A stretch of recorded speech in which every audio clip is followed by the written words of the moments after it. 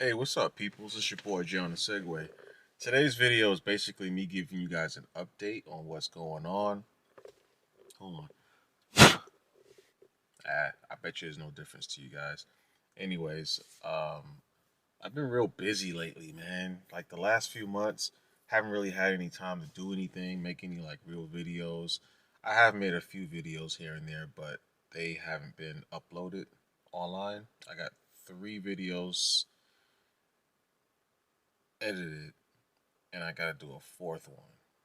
And then there's this video. So I'm shooting this video out first just to let you guys know I'm still alive. I'm still out here answering these questions you guys have for me. Um, we gave the Nami a range test in Vegas. This range test was actually a range test. I pretty much got out early, like early morning hours, and took the Nami. It took me about 7 hours and some change. Now, what I did with this range test was I put it in eco mode and I left it there the entire time and just throttling it, just kind of just riding. I think the average speed was about 14 or 15 miles an hour, sort of like what the Victor was, but there was a lot of ascents and descents on this range test. So Vegas got these like hills in the back areas where you can do like an 800-foot, 1,000-foot elevation incline, you know, and then have to do a real steady one, after going downhill for the first half of the ride. Now, the thing about these electric scooters is they do not really regen when you're going downhill. Like it says they do, but I don't see any like power going back into the batteries. What I do see is when you get off the throttle, when you're riding an electric scooter, this so far this is my Dualtron Victor and the Nami. When you're riding the electric scooters and you let off the throttle, you generally start slowing down, right? Immediately. When you take your hand off the throttle, the fact that you're not using power to propel you, it starts to balance out the cells in the battery. So it looks like you're regenning, but you're not actually regenning. What's happening is the power that you're not requiring starts balancing out. So as you're looking at the battery life, like how much battery you have left, it looks like it's going up, but it's not going up because you're regenning. It's only going up because you're not using any power to propel the electric vehicle that you're riding. That's how it looks to me so far. That's just how it looks to me. I don't have any scientific information to prove this, but this is just something that I've noticed. I mean, I did the range test with a Dualtron Victor going into Death Valley. It's like an 18-mile road that takes you towards the gate. It slowly inclines when you're going towards Death Valley, and then when you're coming back, it descends. Right. I think like the whole descendant. I'm going downhill without really needing to use the throttle, and the Victor just being on was still in the 17 miles using energy because it had to stay on as a scooter. So you think if I spend 17 miles going up the hill, then it would put the back, shoot, I should pretty much get back with a full battery or with a lot of my power back, but no. The voltage stabilized a little bit, so it increased in value as far as the number goes.